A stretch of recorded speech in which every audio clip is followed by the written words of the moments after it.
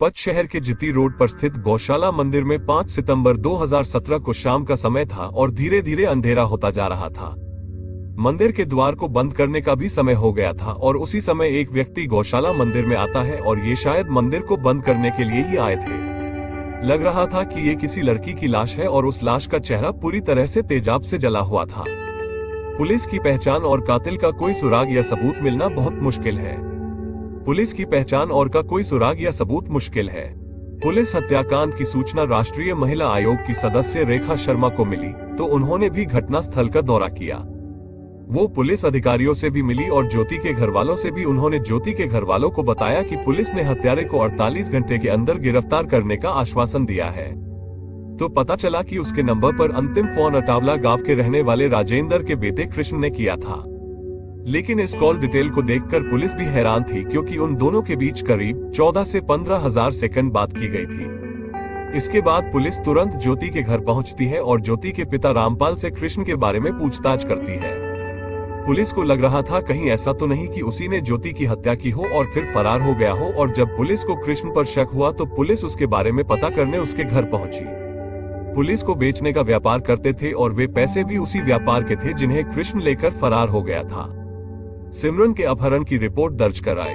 उनका कहना था कि उनकी बेटी के चरित्र पर जो लांछन लगाया गया है वो सरासर गलत है, क्योंकि सिमरन ऐसी घिनौनी हरकत कभी नहीं कर सकती। बल्कि उनका तो ये भी कहना था कि उस दिन कमरे में जो शव मिला था वो सिमरन का था, लेकिन फिर भी उनकी बात पर विश्वास नहीं किया गया। इसके बाद पुलिस कृष्ण और सिमरन की लोकेशन का पता करने में जुट जाती है, लेकिन उन दोनों के फोन बंद होने के कारण उनकी लोकेशन का कुछ पता नहीं चल रहा था।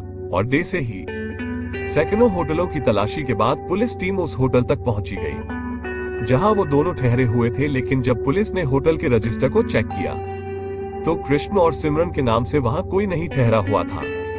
लेकिन फिर अचानक पुलिस की नजर श्याम और राधा नाम के उन दो ग्राहकों पर पड़ी जिनका एड्रेस पानीपत का था, और यहीं पर उन दोनों से गलती हो गई थी। हालांकि उन्होंने होटल के रिसेप्शन पर नाम तो श्याम और राधा लिखवाए थे, लेकिन अपना एड्रेस नहीं बदला था और इसी से पुलिस को उन पर शक हो गया था।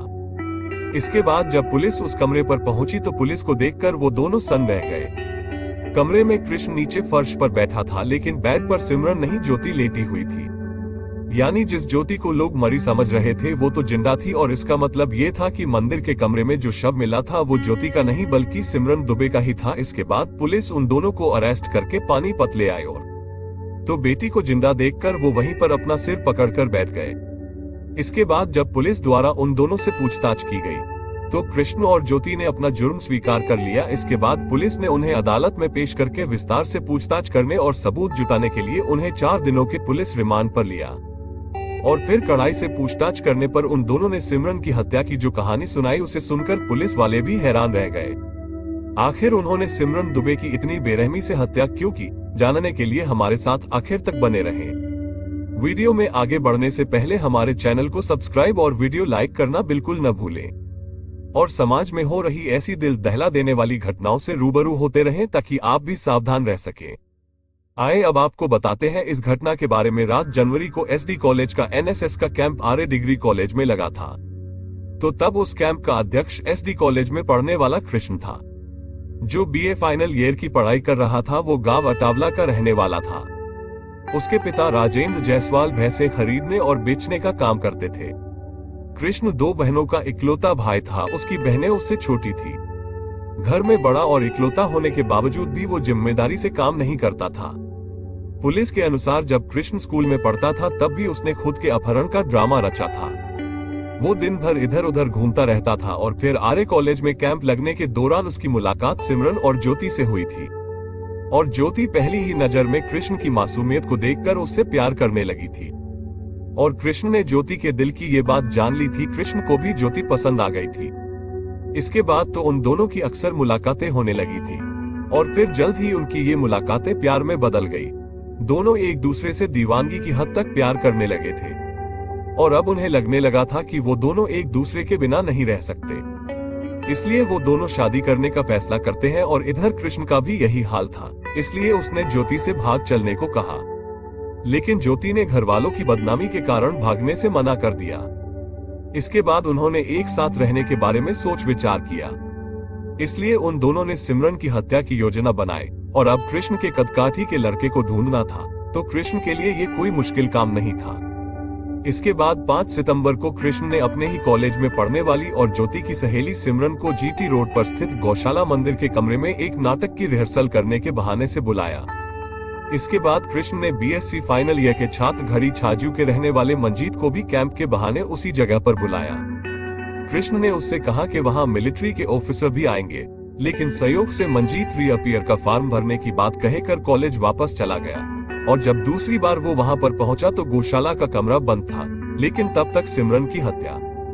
कृष्ण ने गौशाला मंदिर में पहुंचने से पहले ही कोल्ड ड्रिंक, नींद की गोलियां और तेजाब का प्रबंध कर रखा था और उन्हें वो अपने बैग में छिपा कर लाया था। इसके बाद कृष्ण ने सिमरन को नींद की गोलियां मिली कोल्ड ड्रिंक पीने को दी था। ज्योति ने उसके दोनों पैर पकड़े और कृष्ण ने बड़ी ही बेरहमी से सिमरन का गला घोट दिया। सिमरन को मौत के घाट उतारने के बाद ज्योति ने उसे अपने कपड़े पहनाए और फिर सिमरन के चेहरे पर तेजाब डालकर उसका चेहरा बुरी तरह से झुलसा और वहां से ऑटो में बैठकर पानीपत रेलवे स्टेशन पर पहुंचे, लेकिन उस समय वहां पर कोई ट्रेन नहीं थी, इसलिए वो दोनों बस स्टैंड चले गए। फिर वहां से चंडीगढ़ की बस पकड़कर वो अगले दिन जीरकपुर पहुंच गए और फिर वहां उन्होंने शिमला बस स्टैंड के नजदीक रॉयल होटल में एक कमरा ले लिया, लेकिन उन्हें इस बात का अंदाजा बिल्कुल भी नहीं था कि पुलिस भी उनके पीछे पड़ी है। इधर पुलिस ने उनकी तलाश में 2 घंटे के भीतर शिमला के सैकड़ों होट होने के बाद सिमरन के घरवाले अपनी बेटी की हत्या के सोग में डूब गए। हालांकि सिमरन के पिता आलोक दुबे घटना वाले दिन से ही कह रहे थे कि मरने वाली ज्योति नहीं है, बल्कि उनकी बेटी सिमरन है, लेकिन उस समय कोई भी उनकी बात मानने को तैयार नहीं था। लेकिन इधर सिमरन के शव का ज्योति के घरवालों ने अंतिम संस्कार कर दिया था। जैसा कि मैंने आपको कई क्राइम स्टोरीज में बताया है कि शव का पोस्टमार्टम करते समय डॉक्टर्स शव के कुछ सैंपल रख लेते हैं ताकि जरूरत पड़ने पर दोबारा से केस की जांच की जा सके। फर्जी आधार कार्ड जमा कराए थे। जब पुलिस ने कृष्ण से उनके बारे में पूछताछ की तो उसने बताया कि वो आधार कार्ड उसके दोस्त देव कपूर ने जयपुर से बनवाए थे। इसके बाद पुलिस ने देव कपूर को भी अरेस्ट कर लिया। कोर्ट ने 28 मार्च 2023 को ज्योति को दोषी मानते हुए 70,000 रुपए जुर्माना और उम्र कैद की सजा सुनाई। कोर्ट के फैसले के बाद सिमरन की मां उषा दुबे ने कहा था कि आज मेरी बेटी को इंसाफ मिला है। मेरी बेटी तो बेकसूर थी, उसे तो अपने साथ हो रहे इस षड्यंत्र के बारे में कुछ भी नहीं पता था। उषा दुबे ने कहा था कि मेरी बेटी की हत्या करने वाली ज्योति को आज आजीवन कारावास की सजा मिली है। आज मैं बहुत खुश हूं क्योंकि उसने मेरी मासूम बेटी की हत्या की है। दोस्तों, इस घटना को सुनाने का उद्देश्य किसी का दिल दुखाना नहीं है, किसी को परेशान करना नहीं, बल्कि आपको जागरूक करना है, आपको सचेत करना है। दोस्तों, इस पूरी घटना के बारे में आपकी क्या राय है, कमेंट बॉक्स में जरूर बताएं। और अगर हमारी मेहनत पसंद आई हो तो इस वीडियो को लाइक करते हुए शेयर भी करें। अगर आपने अब तक चैनल को सब्सक्राइब नहीं किया है तो हमारे चैनल सब्सक्राइब कर लो।